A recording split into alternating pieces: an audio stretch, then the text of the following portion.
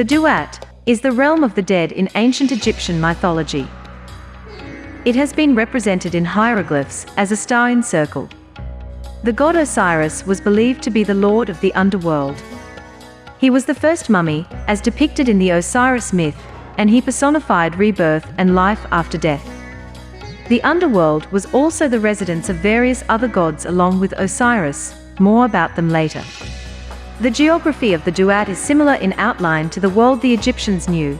There are realistic features like rivers, islands, fields, lakes, mounds and caverns. But there were also fantastic lakes of fire, walls of iron, and trees of turquoise. In the Book of Two Ways, a coffin text, there is even a map-like image of the Duat. Let us go now through the hours. After, we shall question the biggest secrets of the Duat. In the first hour, the sun god enters the western horizon, Akhet, which is a transition between day and night.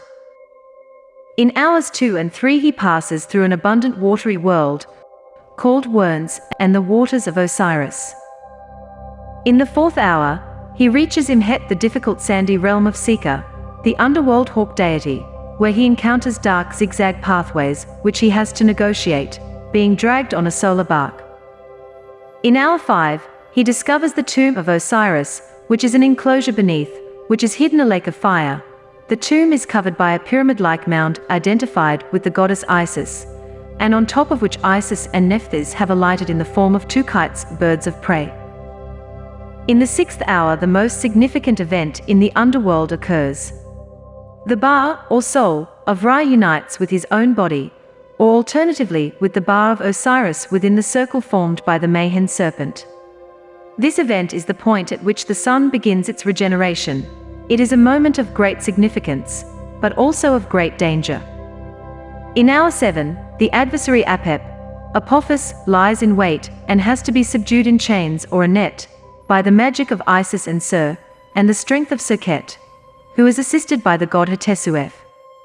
In hour 8, the sun god opens the doors of the tomb, and Horus calls upon a monstrous serpent, one with the unquenchable fire, to destroy the enemies of his father, Osiris. He must burn their corpses and cook their souls. In hour 9, they leave the sandy island of Sika by rowing vigorously back into the waters. In hour 10, the regeneration process continues through immersion in the waters. In hour 11, the god's eyes, a symbol for his health and well-being, are fully regenerated. In hour 12, he enters the eastern horizon ready to rise again. After this nightly journey through the underworld, Ra is reawakened, rejuvenated. Could we possibly equate Ra with our consciousness during our sleep? Could this mean that the Duat is in fact a representation of the realm of the subconscious? Meaning that a journey into the Duat when we sleep is the renewal of the consciousness of us all. Therefore, can we access this in waking hours using magical processes? If so, which technique? Please see the link below for a far better explanation of these concepts and the answers.